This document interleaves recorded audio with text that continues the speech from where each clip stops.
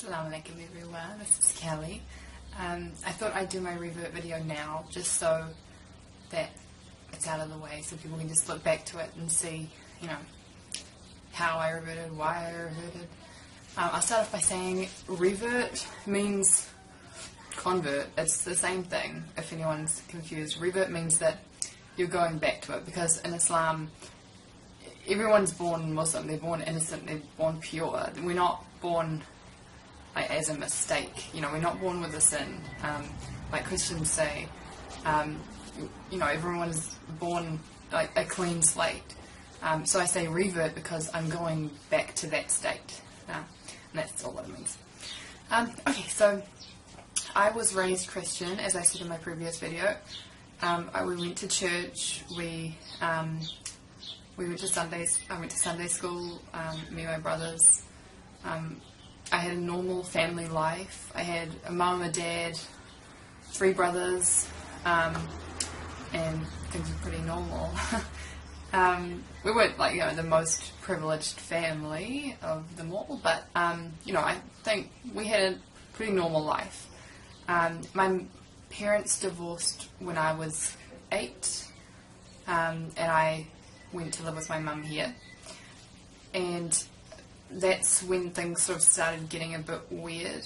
Because everyone else sort of left Christianity, my whole family, they just sort of left Christianity, and I didn't. I sort of wanted to keep going to church, so I'd get my mum to drop me off at church by myself, and I'd sit through the service listening, learning things, and then she'd pick me up.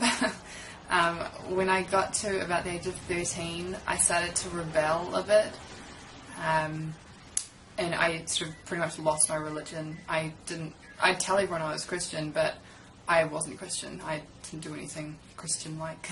When I was 16, when I was 15 and a half, I moved out. Well, almost 16, I moved out on my own, because I felt like my mum and her new partner had their life and I wasn't really involved in that. They had a daughter and I was sort of an add-on. My brother had already moved out and I felt like I didn't belong in their family, so I moved out. My mum helped me move out, which is kind of weird. She didn't stop me from moving out at all, which I look back now and I think it's kind of sad, but I don't know. I mean, I was happier on my own. So, yeah. I started modelling when I was 16, exactly 16. And they kept telling me, you know, oh, you're going to, you know, go to Milan, you're going to do this, but all you have to do is wear a bikini and lose 4 inches off your butt. And I was like, at the beginning I was like, yeah, I can do that, I can do that. When they started saying that I was sort of overweight and that I needed to lose weight to continue on as a model, I thought, like, something's wrong.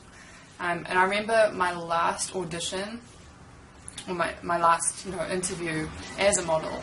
I remember going in there and there were about 20 other girls in there, and I just remember thinking, like, these girls have not eaten anything in a long time. Like, they are really skinny and they're going on about it, saying, you know, salads and, you know, you shouldn't eat there and you should eat this, and it's like, all I was thinking is, I just ate Dunkin' Donuts and now I'm here. I was like, I do not belong here, I want to go home. And so obviously I didn't get that job because there were a whole lot of skinny minis around me, so I quit modelling. I don't think it was because of Islam. I think it was just more of me as a woman knowing my limit. Because there was no limit with modelling. You know, models will do anything. Like, they will take off all their clothes, they will say anything, they'll be anyone. They'll starve themselves just to look good, just to have that one photo shoot, you know. And I just thought, like, there's more to life than that. So I said my shahada quietly, not like a big gathering, because I thought I didn't want a whole lot of strangers there, like, for, like, a big thing in my life. Not by myself, with another person, but I didn't want a whole lot of people there. My parents did not support me being Muslim. They still don't really. My mum puts up with it, sometimes. She sometimes goes out of her way to like sort of put me down. She tells her, like, if she sees someone that we used to know that didn't know I was Muslim, she wants to tell them I'm Muslim to get a reaction out of them, for them to laugh or for them to say something insulting or something. When I was in my last year of high school, actually I had one more year, but I left after that year, I met some new friends. I made new friends in that year because I saw that my old friends were like going downhill a bit. They'd been partying and not studying and like that, and so their life was leading nowhere, and I didn't really want to be a part of that. So I made new friends.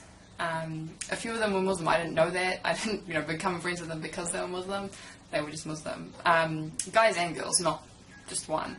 And I remember asking one time, I was texting my friend, and he said, "Can't text, I'm at mosque." And I was like, "Where's this magical place you can't text in?" And he didn't, try and convert me in the text. He just said, "I'm at mosque, can't text." And I just thought it was so opposite to what you hear about Muslims on, TV, because I grew up in, New Zealand, it's a Western country, and I automatically had this negative view on Muslims, and I was so wrong. I thought they were all, bad people. I thought they all, hated everyone, but they really don't, and I liked how when Muslims talk to each other, it's like, salam brother, salam sister. It's really nice. I like that. It's like respect in Islam, and you don't see that in anything else. And I looked more into it. I kept looking into it, and I had some ups and downs. Some days you wake up and you're like, that's a dumb culture, a dumb religion, and you're like, I don't want to do that. And then other days you wake up and you're like, why did I think that? It's just like, sometimes it's too much change. You think, this is happening too fast. I want to wear shorts. I want to wear my hair down and show off. And but you do change. I've changed. I've accepted myself, and I like this so much better than what I was before. I started wearing the hijab a year ago. But, yeah, I always found it sort of hard. I still do a bit.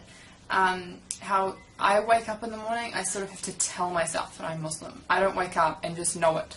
I have to remind myself. If I see myself in the mirror without a hijab on, I don't automatically think I'm Muslim. If I almost have to wear this to tell myself that I'm Muslim. And I don't know when that's going to go away, but I hope it does. Born Muslims, do you guys wake up and know that you're Muslim? You can comment below. I actually don't know. Do you wake up and you just know it? I don't know, because I want that. I want to wake up and know that I'm Muslim instead of telling myself that I'm Muslim. My dad hates it.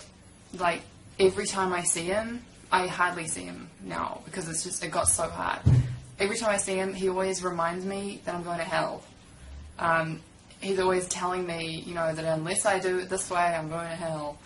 He's Christian, but he's his own Christian. He's not Baptist. He's not anything like that. He doesn't go to church.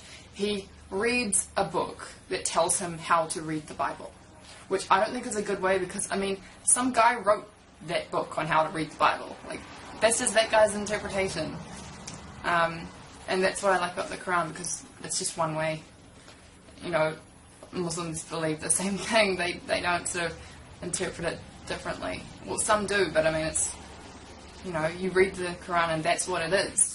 It is what it says, and that's what I like. I can't really think of anything else to say right now about my convert story, whatever you want to call it. Kelly reverting to Islam. But if you guys have any questions, leave them below, and I could make a to be continued or part 2 or something like that. Yeah.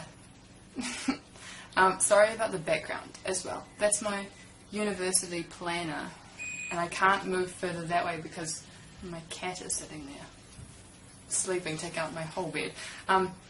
Anyway, so I'll make another video soon, inshallah, and see you later.